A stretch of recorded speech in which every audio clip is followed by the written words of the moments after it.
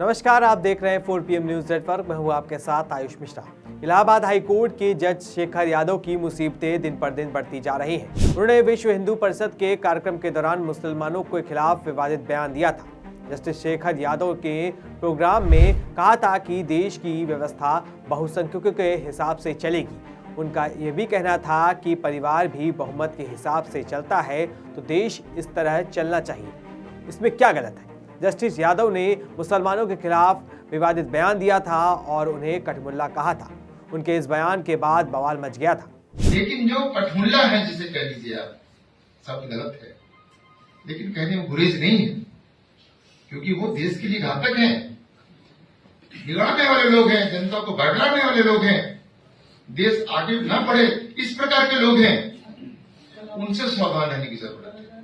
वहीं उनके बयान का जमकर विरोध हुआ था, जिसके बाद ये मामला यहां तक पहुंच गया कि सुप्रीम कोर्ट को इस मामले में दखल देना पड़ा। वहीं सुप्रीम कोर्ट कोलेजियम ने उन्हें तलब कर लिया था। अब supreme court justice Shekhar Yadav के खिलाफ एक्शन मोड में है। CGI संजीव खन्ना ने उनके खिलाफ सख्त कदम उठाया है और उन्होंने फिर से इलाहाबाद हाई कोर्ट का रुख किया है।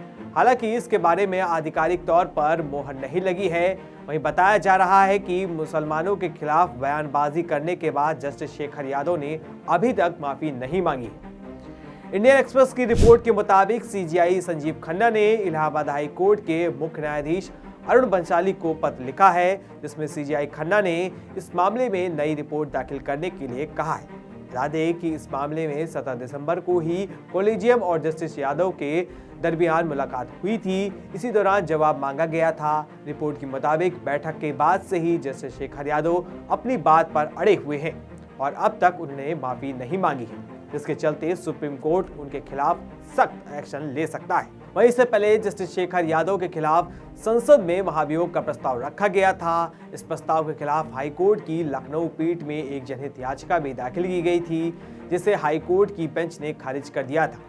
वहीं याचिकाकर्ता ने अनुरोध किया था कि उच्च न्यायालय को राज्यसभा के सभापति को निर्देश किया जाना चाहिए कि 55 सांसदों द्वारा राज्यसभा महासचिव को पेश किए गए प्रस्ताव पर आगे की कार्रवाई शुरू न करें। पीठ में कहा गया था कि जनहित याचिका दबे कुचले वर्ग के लोगों की आवाज उठाने के लिए दायर की जाती है, किंतु इस प्रकरण में ऐसा नहीं है। अदालत ने यह भी कहा था कि जनहित याचिका दायर करने के लिए जो सीमाएं तय की गई हैं, यह याचिका उससे बाहर है, इसलिए यह सुनवाई योग्य नहीं है। तो वहीं अब supreme court justice Shekhar Yadav के मामले को लेकर एक्शन मोड में नजर आ रहा है और इसको लेकर CGI संजीव खन्ना ने इलाहाबाद उच्च न्यायालय के मुख्य न्यायाधीश अरुण बंसाली से इस मामले पर विस्तृत रिपोर्ट मांगी है। ये कदम जस्टिस शेखर यादव की टिप्पणियों को लेकर कोलेजियम द्वारा तलब किए जाने के 3 सप्ताह बाद उठाया गया है। वहीं 17 दिसंबर को जस्टिस शेखर यादव से मुलाकात के दौरान मुख्य न्यायाधीश खन्ना ने उनसे अपनी टिप्पणियों पर स्पष्टीकरण मांगा था। हालांकि जस्टिस शेखर यादव ने इस पर कोई सफाई या माफी देने से मना कर दिया था और इस मुद्दे पर अपनी बात पर डटे रहे थे। इसके बाद CGI ने सर्वोच्च न्यायालय की पूर्णता अदालत को इस मुद्दे से अवगत कराया था।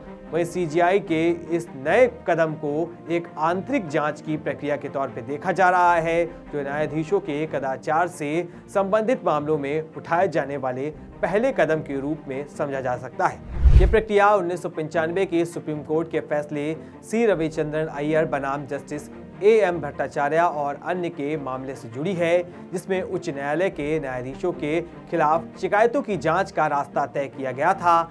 इस मामले में बॉम्बे हाई कोर्ट के मुख्य न्यायाधीश AM भट्टाचार्य पर वित्तीय अनियमितता के आरोप लगे थे और अदालत ने बुरे व्यवहार और महाभियोग योग्य दुर्व्यवहार के बीच अंतर को स्पष्ट किया था। जस्टिस भट्टाचार्य ने बाद में इस्तीफा दे दिया था, लेकिन सुप्रीम कोर्ट ने इस तरह से मामलों के निपटारे के लिए एक कानूनी मिसाल कायम की थी।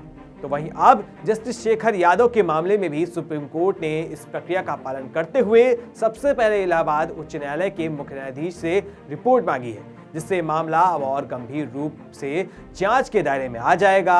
एक कार्रवाई न्यायपालिका में स्वतंत्र और निष्पक्षता बनाए रखने के लिए महत्वपूर्ण मानी जा रही है, ताकि किसी भी न्यायाधीश के अनुशासनहीनता के मामले में उचित कदम उठाया जा सके। तो अब देखना होगा supreme court justice Shekhar Yadav के मामले में कितना कड़ा एक्शन लेता है और आगे क्या कुछ होता है। तब तक के लिए बने रहिए 4 PM के साथ। इस खबर में बस इतना ही। धन्यवाद।